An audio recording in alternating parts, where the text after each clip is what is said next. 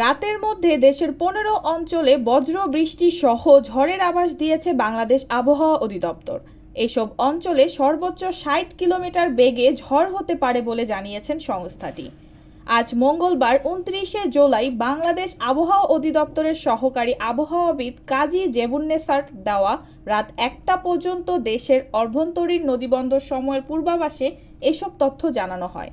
বিজ্ঞপ্তিতে বলা হয়েছে, আজ মঙ্গলবার রাত 1টার মধ্যে রাজশাহী, পাবনা, ঢাকা, টাঙ্গাইল, ফরিদপুর, মাদারীপুর, যশোর, কুষ্টিয়া, খুলনা, বরিশাল, পটুয়াখালী, নোয়াখালী, কুমিল্লা, চট্টগ্রাম এবং কক্সবাজার অঞ্চলসমূহের উপর দিয়ে দক্ষিণ বা দক্ষিণ-পূর্ব দিক থেকে ঘন্টায় 45 থেকে 60 কিলোমিটার বেগে অস্থায়ীভাবে দমকা বা ঝড়ো হাওয়া সহ বৃষ্টি বা বজ্রসহ বৃষ্টি হতে পারে। এসব এলাকার নদীবন্দর সমূহকে 1 নম্বর সতর্ক সংকেত দেখাতে বলা হয়েছে।